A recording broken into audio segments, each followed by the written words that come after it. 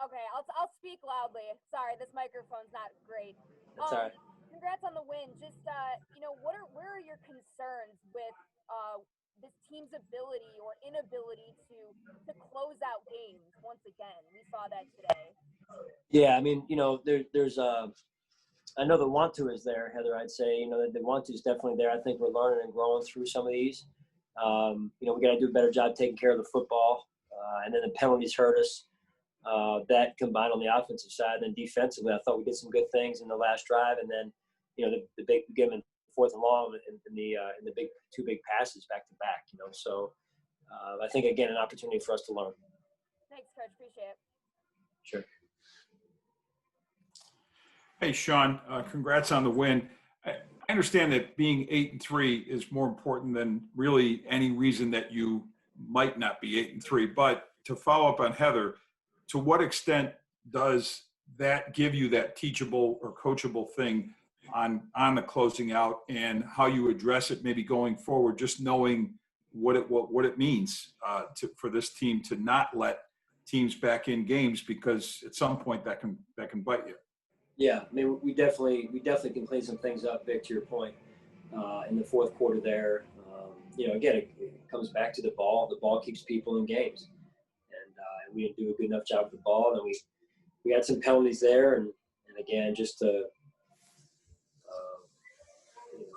closing the team out, we got them in fourth and long.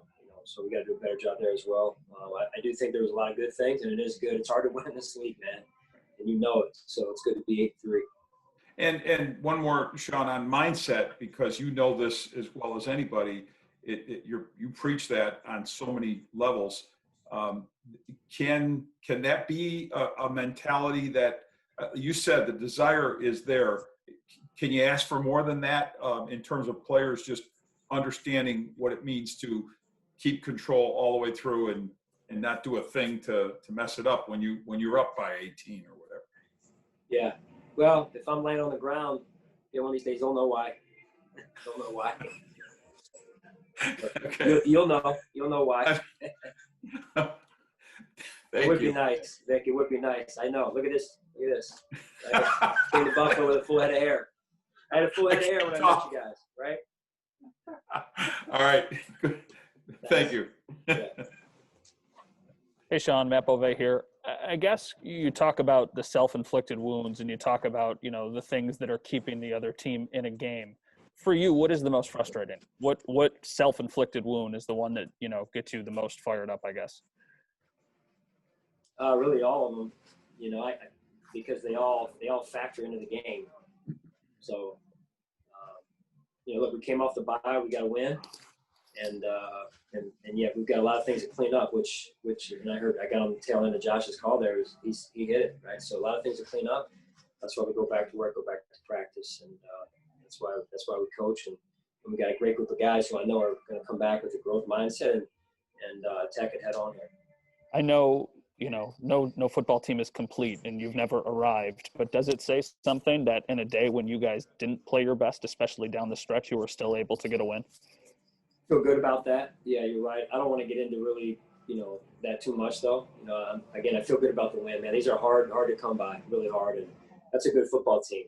And they're well coached by Anthony, as I've said all week long, and they've got good players. So just very proud of the guys that we were able to stay on the mission and stay focused. And we had some plays that we got to get cleaned up, as I've said.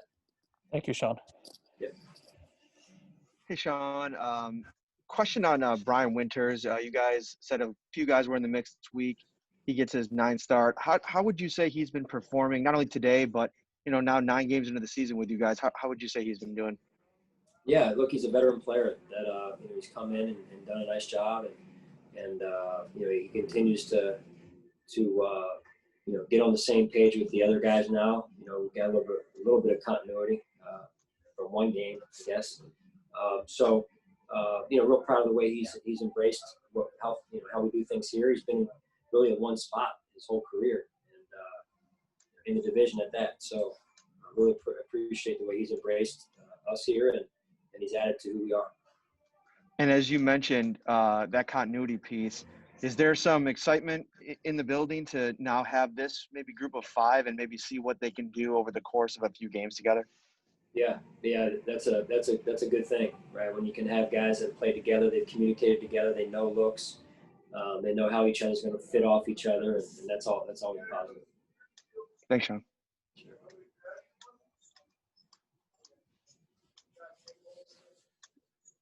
Go ahead, Chris. Hey, Coach, two things real quick.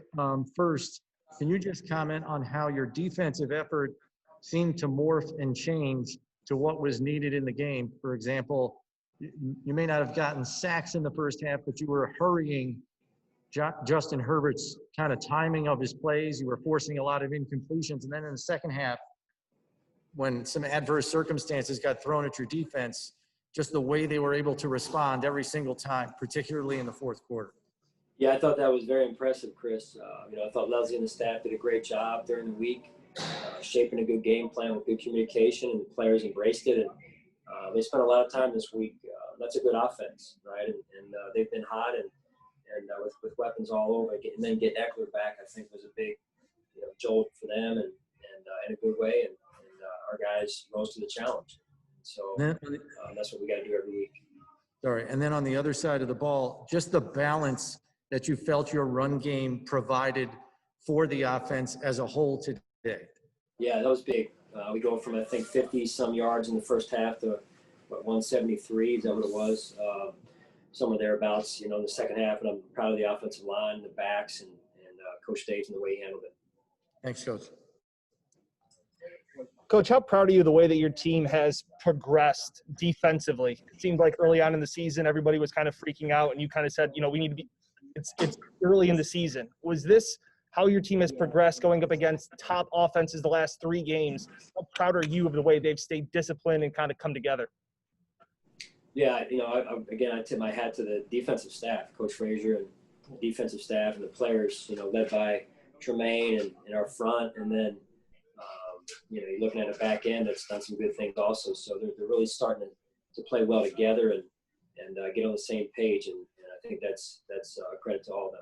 You being a defensive-minded coach, does it start to feel better starting to frustrate some offenses again? No, I'm not, again, I want to give the credit where it's due to those guys. I try and balance my time between offense, defense, and special teams, but that's the defense I expect. I expect that every week, and I think it just goes back to, and you got to start every week. Fundamentals, technique, spending time in the film room together. All those things is a big part of earning the right to win, and they did that. Thanks, Coach. Congrats on the win. Yeah, thank you. Hey, Sean, was there, I guess, even more of a concerted effort to establish the run today compared to weeks past, especially after spending the last week in that deep dive to kind of solve it? I don't know. I mean, we know, like all teams, you identify the gap of where you are and where you want to be, Marcel, and so then you evolve during the game, and I think I thought our coordinators did it well. Coaches had great communication during the game, and again, the players are the ones that they have to execute. They got to do it, and I thought they did that in the second half in particular, to your point. And we've seen you win this week with a run heavier script. We saw it in week 8, 9 against the Patriots as well. Have you done enough to, I guess, prove or be comfortable knowing that you can win a game, whether it's throwing the ball or running it? Yeah, I think you never want to take it for granted, but it's again developing a football team, and whether it's the defense or in this case with the run game offensively, you got to continue to morph and evolve and grow, and develop as a football team. And there's still a gap. We still, as has been mentioned clearly on this call, we still have a lot to work on. All right, thanks, Sean. Sure. Hey, Sean, it's Kim Jones, and I know I'm asking this after a win, but I'm curious how you process some of the self-inflicted stuff, including the 15-yard penalties, and I would guess you put some of the turnovers in that category as well. Kim, I think you know me well enough. That doesn't sit well with me, And the great part about it, honestly, Kim, is it doesn't sit well with our team, the players and the coaches, right? It's one thing for me to get upset about it, but at the end of the day, it's about clear expectations, and our players have a great understanding for what we want, and honestly what wins in this league, and you can't do that to yourself.